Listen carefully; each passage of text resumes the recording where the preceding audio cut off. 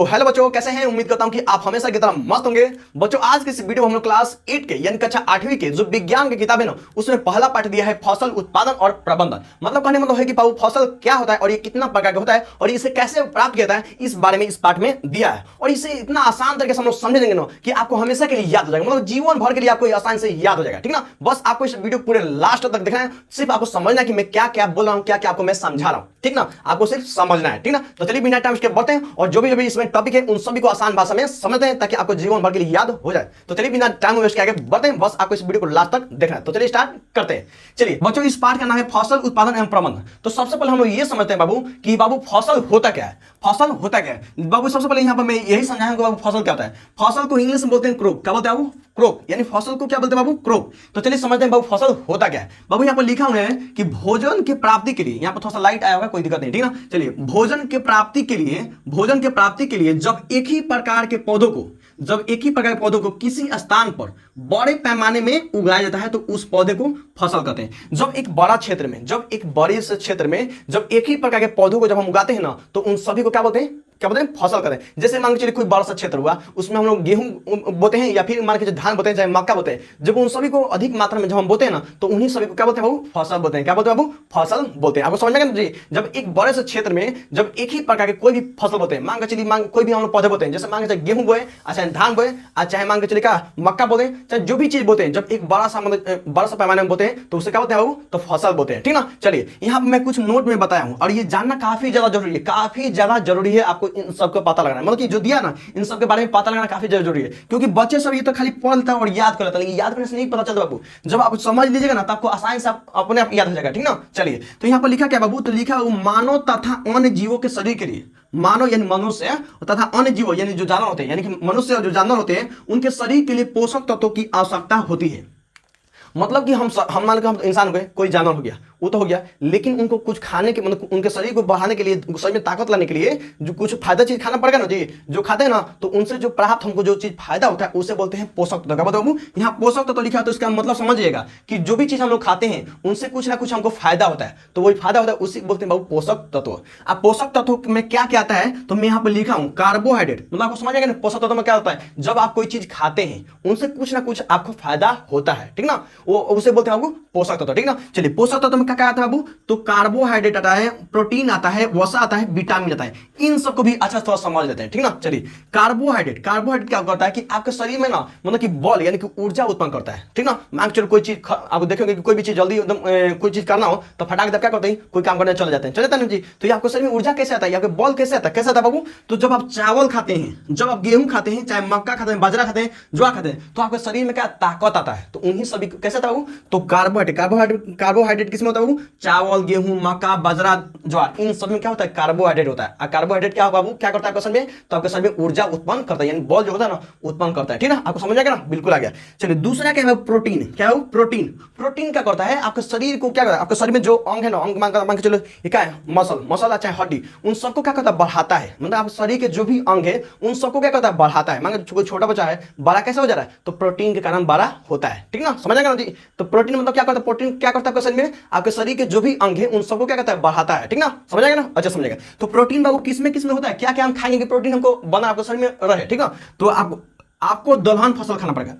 दलहन मतलब क्या? मतलब दाल वाला कोई फसल खाना पड़ेगा। जैसे मान के चलिए चना खाते हैं, चना का दाल, अच्छा है मसूर के दाल, अच्छा है मूंग दाल, अच्छा है मटर। मतलब कि जो दलहन फसल जो होता है ना, दलहन जो दाल, मूंग दाल, चना दाल, चाहे जो भी मसूर दाल खाते हैं, तो इन सब में प्रोटीन होता है। ठीक ना? जैसे कि आपके शरीर का अंग क्या होता है? बड़ा होता है, मतलब आप बड़े होते हैं। ठीक ना? समझेगा ना? चलिए, तीसरा दिया है वसा क्या होता है? तो वसा मतलब क्या करता है कि आपके शरीर में ना ऊर्जा क्या करता है? मतलब ऊर्जा का भंडार रखता है। मतलब कि आपके शरीर में ऊर्जा रखता है, यानी मतलब मान के कोई चीज हमको करना है तो पहले से हम कुछ खाते पीते हैं तो आपके शरीर में दम रहता ना जी, दम रहता है, पहले से रहता है। ठीक है? कुछ जमा के रखता है, तो वो कैसे कौन रखता है बाबू? तो वसा। तो क्या खाएंगे तो होगा बाबू? तो तेलहन फसल, यानी तेल वाला कोई पौधा हम लोग यानी फसल खाएंगे तो उसी से हमको वसा मिलता है। जैसे सरसों खाएंगे, मतलब सरसों वाला फसल, मूंगफली, तीसी, तिल, इन सबसे क्या होता है? आपके शरीर में दम मतलब बना रहता है, मतलब कुछ देर के लिए, मतलब कि आपके शरीर में बना रहता है। ठीक ना? ओके, चलिए, उसके बाद बाबू दिया है विटामिन और खनिज।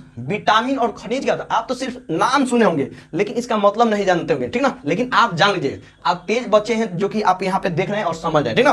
विटामिन और खनिज मतलब क्या होता है बाबू? तो क्या करता है आपके शरीर में? क्या करता है? आपके शरीर में जो अंग होता है उसको काम कराता है, सही तरीके से काम करता है। विटामिन और खनिज किस में पाता है बाबू?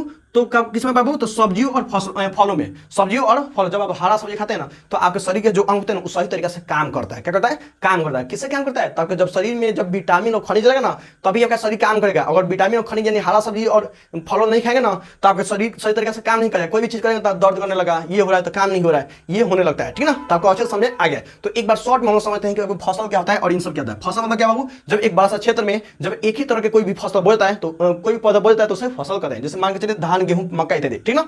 उसका सब हमारा कोई भी मानव मतलब कोई भी मनुष्य हो गया, चाहे जीव जंतु हो जाएगा, तो उनके शरीर के लिए पोषक तत्व की आवश्यकता आता है। पोषक तत्व मतलब क्या? हम खाते हैं तो उससे कुछ ना कुछ फायदा होता है, उसे पोषक तत्व बोलते हैं। अब पोषक तत्व में क्या क्या आता है बाबू? तो कार्बोहाइड्रेट, प्रोटीन, वसा, विटामिन, इन सबको मैं आपको डिटेल में बता दिया। ठीक ना? चलिए आगे हम लोग पढ़ते हैं बाबू फसल के प्रकार। आगे फसल को मौसम के आधार पर कितने भागों में बांटा गया है। ठीक ना? तो मैं आपको अभी बता दूं 3 भागों में बांटा गया। कौन कौन? चलिए आगे हम लोग जानते हैं। तो चलिए बच्चों अब हम लोग फसल के प्रकार पढ़ते हैं। फसल के प्रकार किसमें पढ़ते हैं? तो मौसम के आधार पर पढ़ते हैं। यानी कि कहने मतलब ये है कि सभी फसलों को मतलब कि ये बताया गया कि कौन कौन से फसल को किस मौसम में बोया जाएगा और किस मौसम में नहीं बोया जाएगा। ठीक ना? कहने मतलब ये है कि मान के चले कि अगर धान आप बोते हैं, जिस मौसम बोते हैं, बारिश के मौसम बोते हैं, अगर उस मौसम में अगर आप गेहूं बो दीजिएगा ना तो गेहूं खराब हो जाएगा। और मान के चलिए अगर गेहूं के मौसम में अगर आप धान बोते हैं तो धान खराब हो जाएगा। ठीक ना? तो इस तरीके से सभी फसलों को मतलब कि अलग अलग मौसम के आधार पर बांटा गया और इस तरीके से 3 भागों में बांटा गया। कौन कौन? चलिए पढ़ते हैं बहुत आसान तरीके से। ठीक ना? चलिए देख सकते हैं दोस्तों यहाँ पर इतना लिखा गया है, इतना लिखा गया है, बहुत कम है, कोई ज्यादा नहीं है। बस आप एक बार पढ़ लीजिएगा ना तो आपके दिमाग में सेट हो जाएगा। इसे याद करना नहीं है, सिर्फ आपके जबान पर ही है। ठीक ना? बस आपको एक बार पढ़ लेना है। ठीक ना? चलिए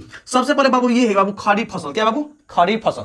खरीफ फसल किसे बताया बाबू? तो जिन फसलों को वर्षा ऋतु में यानी जून और जुलाई में बोया जाता है और फसल की कटाई अक्टूबर से दिसंबर तक होती है उसे खरीफ फसल कहते हैं। जैसे धान, मक्का, सोयाबीन, मूंगफली, कपास। ठीक ना? खरीफ फसल कब बोया जाता है बाबू? तो बाबू इसे वर्षा ऋतु में बोया जाता है, यानी जब बारिश होती है। अब बारिश कब होती है बाबू? तो जून और जुलाई में बारिश होती है। ठीक ना? तो जून जुलाई में बोया जाता है और अक्टूबर से दिसंबर तक इसे काट लिया जाता है। ठीक ना? समझ में गया ना जी? तो खरीफ फसल किसे बताया बाबू? तो जिन फसल को वर्षा ऋतु में बारिश कब होता है बाबू? तो जून जुलाई में बोया जाता है और अक्टूबर से दिसंबर तक काट ले जाता है, उससे बोलते हैं खरीफ फसल। और खरीफ फसल में क्या क्या बोया जाता है बाबू? तो यहां पर मैं लिखा हूं धान, मक्का, सोयाबीन, मूंगफली, कपास। तो ये सब बाबू खरीफ फसल में बोया जाता है क्योंकि इन सभी के लिए ना पानी काफी ज्यादा जरूरत होता है, मतलब पानी अधिक मात्रा में चाहिए होता है। ठीक ना? इसलिए इसे वर्षा ऋतु में हम बोते हैं ताकि मतलब बारिश से भी पानी अधिक मात्रा में मिल सके। ठीक ना? तो आपको समझ में आएगा बाबू कि खरीफ फसल किसे बताया बाबू? तो जिन फसलों को बाबू वर्षा ऋतु में यानी क्या जून जुलाई में बोया जाता है और अक्टूबर से दिसंबर तक काट लिया जाता है, उसे बाबू खरीफ फसल बोलते हैं। ठीक ना?